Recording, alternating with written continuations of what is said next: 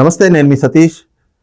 తెలంగాణ మాజీ ముఖ్యమంత్రి కేసీఆర్తో ఆంధ్రప్రదేశ్ కాబోయే మాజీ ముఖ్యమంత్రి జగన్మోహన్ రెడ్డి భేటీ కాబోతున్నారు అనేటువంటి ఒక చర్చ అయితే ప్రస్తుతం తెలుగు రాష్ట్రాల రాజకీయ వర్గాల్లో చాలా విస్తృతంగా జరుగుతుంది. ముఖ్యంగా ఆంధ్రప్రదేశ్లో ఎన్నికల ముందు అక్కడ అధికార పార్టీ అధినేత ఇక్కడ మాజీ ముఖ్యమంత్రితోటి భేటీ అవటం అనేటువంటిది కూడా ఎంతో ఆసక్తికరంగా మారినటువంటి చర్చగా కనిపిస్తోంది. మరి నిజంగా ఈ భేటీని ఏ విధంగా చూడాలి, దీని వెనకాతలు ఏం కారణాలు ఉండొచ్చు అనేటువంటి అంశాలు మనతో చర్చించేందుకు సీనియర్ జర్నలిస్ట్ సత్యమూర్తి గారు ఉన్నారు. సార్ నమస్కారం. నమస్కారం అండి. ముఖ్యంగా ఈ రోజున తెలుగు రాష్ట్రాల్లో ఉన్నటువంటి పొలిటికల్ సర్కిల్స్లో చూస్తే తెలంగాణ తాజా మాజీ ముఖ్యమంత్రిని ఆంధ్రప్రదేశ్ కాబోయే మాజీ ముఖ్యమంత్రి కలవబోతా ఉన్నారు, భేటీ కాబోతా ఉన్నారు అనేటువంటి ఒక చర్చ జరుగుతూ ఉంది. ముఖ్యంగా వాళ్ళిద్దరు భేటీని అక్కడ ఎన్నికలకు ముందు జరుగుతుండో ఏ విధంగా చూడొచ్చు, అంటే ఏ అంశంలో జగన్మోహన్ రెడ్డి గారు కేసీఆర్ని కలుస్తున్నారని భావించవచ్చు? ఇప్పుడు ముఖ్యంగా చూస్తే కేసీఆర్ కానీ జగన్మోహన్ రెడ్డి కానీ వీళ్ళు ఇద్దరూ కూడా భారతీయ జనతా పార్టీ తోటి ఒక రకమైన సంబంధాల్లో ఉండేవాళ్ళు. కేసీఆర్ బీజేపీతో ఫైట్ చేయటము ఒక స్ట్రాటజీ ప్రకారమే చేశాడు. ఆ తర్వాత వాళ్ళతోటి కాంప్రమైజ్ కావటము ఒక స్ట్రాటజీ తోటి చేశాడు. జగన్మోహన్ రెడ్డి అయితే ఏ రోజు బీజేపీ తోటి ఫైట్ చేయలేదు. పైగా బీజేపీకి ఏం కావాలో అది చేసి పెట్టాడు. అంటే భారతీయ జనతా పార్టీ తోటి వీళ్ళిద్దరూ కూడా సంబంధ బాంధవ్యాలు కలిగి ఉన్న వ్యక్తులు. అంటే నేను ఇది గతం గురించి చెప్తున్నాను. ప్రస్తుత పరిస్థితి ఎట్లా ఉందో అనేది మనకి ఇప్పుడు బీజేపీ కూడా కొంత కొత్త స్ట్రాటజీ ఫాలో అవుతున్నది కాబట్టి అది ఇప్పుడే మనం చెప్పలేము. ఇప్పుడు తెలంగాణ ఎన్నికలు అయిపోయినాయి, కేసీఆర్ ఓడిపోయాడు. ఇప్పుడు ఆంధ్రప్రదేశ్ అసెంబ్లీకి ఎన్నికలు జరగబోతున్నాయి. అదేవిధంగా దేశం మొత్తం పార్లమెంట్ ఎన్నికలు జరగబోతున్నాయి. కేసీఆర్ జగన్మోహన్ రెడ్డి వాళ్ళిద్దరూ కూడా చాలా సఖ్యతతో ఉండే మనుషులు. ఇద్దరూ కూడా ఒక కమల పిల్లల్లాగా వ్యవహరించారు. అంటే కేసీఆర్ ఏ కోరిక కోరినా జగన్మోహన్ రెడ్డి తీర్చాడు. అంటే ఉదాహరణకి నేను కొత్త సచివాలయం కట్టుకోవాలి అంటే జగన్మోహన్ రెడ్డి ఆంధ్రప్రదేశ్కి ఉన్న సగం సెక్రటేరియట్ని కేసీఆర్కి ఇచ్చేశాడు. ఈ విధంగా ఒకటి కాదు, చాలా నిర్ణయాలు. గోదావరి జలాలు మీరు ఇట్లా చేయండి అంటే ఒకేసారి అట్లా చేస్తాం అనేవాడు. ఈ విధంగా ఇద్దరూ కూడా రకరకాల పనులు కలిసి చేశారు. చివరికి పోలింగ్ జరిగే రోజు నాగార్జున సాగర్ డ్యామ్ దగ్గర ఒక ఉద్రిక్త పరిస్థితి సృష్టించి ఖమ్మం నల్గొండ జిల్లా ఓటర్ల మనసులు మార్చాలి అనే ఒక పెద్ద ప్లాన్ కూడా వేసుకున్నారు. ఓటర్ల మనసుని మారుద్దాము అనే ఆఖరి నిమిషంలో తెలంగాణలో పోలింగ్ జరిగే రోజున ఈ రెండు పార్టీలు కలిసి చేసిన పని అది. అంటే ఈ విధంగా వాళ్ళిద్దరూ చాలా సఖ్యతగా ఎంతో అన్యోన్యంగా వాళ్ళు కలిసి పనిచేశారు. అయితే మరి కాలం మహిమ కేసీఆర్ ఓడిపోయాడు. ఇప్పుడు జగన్మోహన్ రెడ్డికి ఏంటి అంటే ఓటమి భయం పట్టుకున్నది. ఇప్పుడు ఏం చేయాలి? జాతీయ రాజకీయాల్లో కూడా మార్పులు వచ్చే పరిస్థితి ఉన్నదా లేదా? ఉంటే ఏం చేయాలి, లేకపోతే ఏం చేయాలి? వీటన్నిటికీ కూడా ఫోన్ మీద మాట్లాడుకుంటే తెగే పనులు కావేవి. అందుకని జగన్మోహన్ రెడ్డి కేసీఆర్ తోటి ప్రత్యక్షంగా కలవటానికి వస్తున్నాడు. కేసీఆర్ ఏంటి, ఇప్పుడు జగన్మోహన్ రెడ్డికి మార్గదర్శనం చేయాలి. అంటే ఎటు పోవాలి, ఇద్దరం కలిసి మనం ఏ నిర్ణయం తీసుకుందాం అనే ఒక డిస్కషన్ వాళ్ళ మధ్య జరుగుతుంది అని అనుకోవచ్చు మనం. ఇంకొక ప్రధానమైన ఇదేంటి అంటే తెలంగాణ అసెంబ్లీ ఎన్నికల్లో కేసీఆర్ సిట్టింగులందరికీ సీట్లు ఇచ్చి ఓడిపోయాడు. అందుకని జగన్మోహన్ రెడ్డి ఏం చేస్తున్నాడు, సిట్టింగుల్లో దాదాపు 94 మందికి సీట్లు ఇవ్వకుండా గెలుద్దామని ప్రయత్నం చేస్తున్నాడు. 94 ఫిగర్ ఎందుకు అంటున్నానంటే 94 మందిని మారుస్తున్నాడు జగన్మోహన్ రెడ్డి. అంటే కొంతమంది ఎమ్మెల్యేలకి ట్రాన్స్ఫర్ చేస్తాడు, అంటే గవర్నమెంట్ ఉద్యోగస్తులకి ట్రాన్స్ఫర్ చేసినట్టు ట్రాన్స్ఫర్ చేస్తున్నాడు వేరే నియోజకవర్గాలకి. ఉదాహరణకి విడుదల రజని చిలకలూరుపేట ఎమ్మెల్యే మంత్రి, అమ్మాయిని తీసుకెళ్ళి గుంటూరు పశ్చిమానికి వేస్తున్నాడు, అంటే ట్రాన్స్ఫర్ చేస్తున్నాడు. ఈ విధమైన ప్రయోగాలు మొత్తం 94 నియోజకవర్గాల్లో చేసేసి గెలవాలి అని ప్లాన్ చేస్తున్నాడు. ఎవరో అన్నట్టు ఇక్కడ చెత్త పక్కింట్లో వేస్తే బంగారం కాదు కదా, ఇక్కడ చెత్త అక్కడ వేసినా చెత్తే అవుతుంది. సో ఇది పరిస్థితి. ఈ పరిస్థితుల్లో ఉన్నప్పుడు ఇంకొక వైపు నుంచి జగన్మోహన్ రెడ్డి సొంత చెల్లెలు షర్మిల కాంగ్రెస్ పార్టీలో చేరుతున్నారు. దాంతో ఓటు బ్యాంకుకి గండిపడే ప్రమాదం ఏర్పడింది. ఏం చేయాలి ఇప్పుడు? ఏం చేయాలి? ఎట్లా చేయాలి? నాకు ఏదన్నా చెప్పు, తరుణోపాయం చెప్పు అని జగన్మోహన్ రెడ్డి అడగటానికి కేసీఆర్ దగ్గరికి వస్తున్నాడు. మరి ఈయన దగ్గర ఏదో తరుణోపాయం ఉంది అని నాకైతే అనిపించట్లేదు. ఎందుకంటే తరుణోపాయం ఉంటే ఆయన గెలిచేవాడు కదా. ఇప్పుడు ప్రస్తుతం పరిస్థితి ఎట్లా ఉంది అంటే రాజకీయంగా కేసీఆర్ ఎటువంటి నిర్ణయం తీసుకోలేని స్థితిలో ఉన్నాడు. ఒక వైపు చూస్తే భారతీయ జనతా పార్టీ వైపు బహిరంగంగా వెళ్తే ఇక్కడ మజ్లిస్ దూరం అయిపోతుంది, కాంగ్రెస్ పార్టీ మరింత బలపడుతుంది, మజ్లిస్ కాంగ్రెస్ వైపు వెళ్ళిపోతుంది. అందుకని భారతీయ జనతా పార్టీ వైపు వెళ్ళలేడు, కాంగ్రెస్తో కాంప్రమైజ్ కాలేడు. ఎందుకంటే కాంగ్రెస్ ఇక్కడ అధికారంలో ఉంది కాబట్టి. ఈ విధమైన సందిగ్ధంలో ఉన్న కేసీఆర్ జగన్మోహన్ రెడ్డికి ఏం సలహా ఇస్తాడో నాకైతే తెలియదు. జగన్మోహన్ రెడ్డికి అక్కడ ఇప్పుడు షర్మిల కాంగ్రెస్ పార్టీలో చేరితే తన ఓటు బ్యాంక్ అంతా షర్మిల కొల్లగొట్టుకుపోతుంది. బీజేపీతో సఖ్యతగా ఉన్నాడు జగన్మోహన్ రెడ్డి.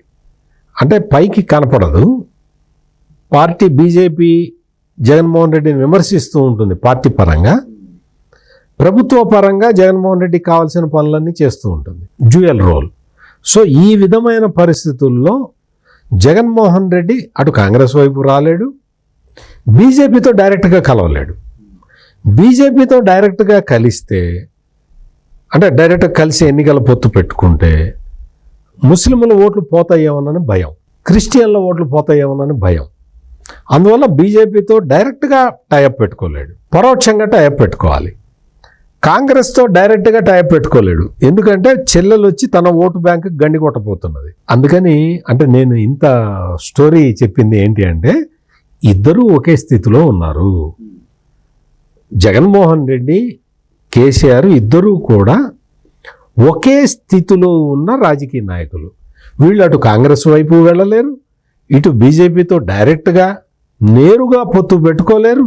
పొత్తు పెట్టుకుంటే ముస్లింలు ఓట్లు దూరం అయిపోతాయనే భయం, పొత్తు పెట్టుకోకపోతే నరేంద్ర మోడీ మళ్ళీ మూడోసారి ప్రైమ్ మినిస్టర్ అయితే మనల్ని ఏం చేస్తాడో అని భయం. ఎన్నికల్లో కేసీఆర్ అయితే ఓడిపోయాడు, మరి నా పరిస్థితి కూడా అట్లాగే ఉందని అదొక భయం. అంటే ఇన్ని భయాలతో ఉన్న ఈ ఇద్దరు నాయకులు కలవటం వల్ల ఏదో కొత్త స్ట్రాటజీ వస్తుంది, ఈ కొత్త స్ట్రాటజీతోటి వీళ్ళు రాజకీయాలను మళ్ళీ శాసిస్తారు అనుకోవటం, అందులో ఎటువంటి అర్థం నాకు కనపట్టలేదు. సార్, ప్రధానంగా ఈ భేటీ సందర్భంగానే కొన్ని ప్రశ్నలు కూడా ఉత్పన్నమవుతా ఉన్నాయి. ముఖ్యంగా నిన్న షర్మిల గారు చేసినటువంటి ఒక కామెంట్, ఆవిడ పోటీ నుంచి విరమించుకోవడం వల్ల, అంటే తన పార్టీ వైఎస్ఆర్టీపీని ఎన్నికల బరిలో నిలపకపోవడం వల్ల ఆ నిర్ణయం ఉపసంహరించుకుంటూ ఆవిడ తీసుకున్నటువంటి నిర్ణయం వల్లే 31 స్థానాల్లో కేసీఆర్ ఓటమి పాలయ్యాడు, కేసీఆర్ పార్టీ అని చెప్పేసి. మరి ఎంత కాదనుకున్నా కూడా షర్మిల గారు జగన్మోహన్ రెడ్డి గారి చెల్లెలు, మరి రేపు కలిసినటువంటి సందర్భంగా ఇవి కూడా ఏమైనా చర్చలోకి వచ్చే అవకాశం ఉంటుంది అనుకోవచ్చా? అంటే హైదరాబాద్లో అన్ని సీట్లు ఓడిపోయారు కదా కాంగ్రెస్ వాళ్ళు, మరి దానికి ఏమైనా రీజనింగ్ చెప్పిందా? అంటే హైదరాబాద్లో ఆమె విత్డ్రా కాలేదా? ఇవన్నీ కూడా ఏంటి అంటే ఇప్పుడు కాంగ్రెస్ పార్టీలో చేరుతున్నది, కాంగ్రెస్ పార్టీలో చేరటానికి ఒక గ్రౌండ్ ప్రిపేర్ చేసుకోవాలి. ఆ గ్రౌండ్ ప్రిపేర్ చేసుకోవటానికి తను విత్డ్రా కావటం వల్లే కాంగ్రెస్ గెలిచిందన్న కలరింగ్ ఇస్తున్నది. ఇప్పుడు మరి హైదరాబాదులో ఉన్న స్థానాల్లో అన్ని బీఆర్ఎస్ గెలిచింది, అంటే హైదరాబాదులో విత్డ్రా చేసుకోలేదా వైఎస్ఆర్టీపీ? అంటే ముఖ్యంగా ఆవిడ దాదాపు పార్టీ పెట్టి ఎంతో 3000 కిలోమీటర్లు ఏదో పాదయాత్ర అంటూ ఏదో యాత్ర అయితే చేసింది ఆవిడ. ఆ క్రమంలో బీఆర్ఎస్ పార్టీ ఎమ్మెల్యేలందరినీ కూడా నియోజకవర్గాల వారీగా వాళ్ళ మీద వాళ్ళు చేసినటువంటి అవినీతి అని చెప్పి ఆవిడ కొన్ని వ్యాఖ్యలు చేయటం, వాళ్ళ మీద ఆరోపణలు చేయటం, అవి కొంత మేరకు అయితే ఇంపాక్ట్ చూపించింది అనేటువంటిది కనిపిస్తూ ఉంది కదా. అది సతీష్ గారు, అటువంటిది ఏమి ఉండదు.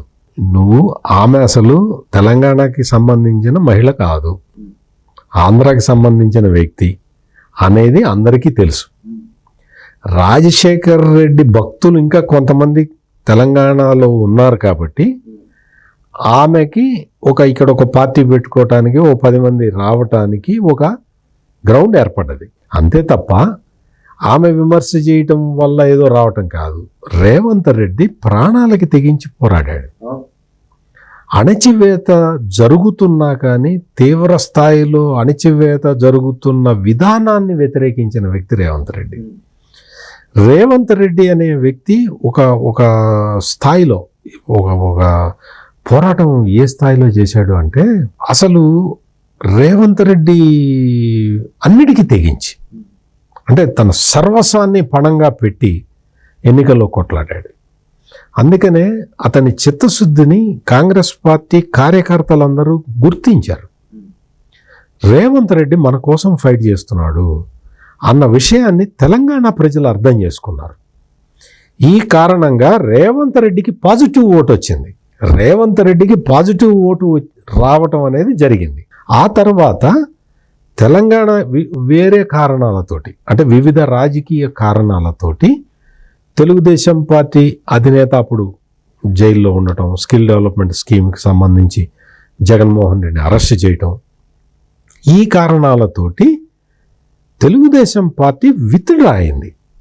తెలంగాణ ఎన్నికల నుంచి తెలుగుదేశం పార్టీ తప్పుకున్నది. ఎప్పుడైతే తెలుగుదేశం పార్టీ తప్పుకున్నదో, అంతకుముందు చంద్రబాబు నాయుడు అరెస్టు తర్వాత కేటీఆర్, అప్పటి మంత్రి కేసీఆర్ కొడుకు చేసిన వ్యాఖ్యలు, చంద్రబాబు నాయుడికి వ్యతిరేకంగా చేసిన ఆ వ్యాఖ్యలతోటి ఇక్కడ ఆంధ్ర సెటిలర్లు కానీ, లేకపోతే ఆంధ్ర మూలాలున్న వ్యక్తులు కానీ, వీళ్ళందరూ కూడా తటస్థులు, మెయిన్గా తటస్థులు, వీళ్ళందరూ కూడా తీవ్రంగా వ్యతిరేకించారు. అదే బీఆర్ఎస్ పార్టీని తీవ్రంగా వ్యతిరేకించిన కారణంగా ఈ ఫలితం వచ్చింది. హైదరాబాదులో మరి గెలవలేదు.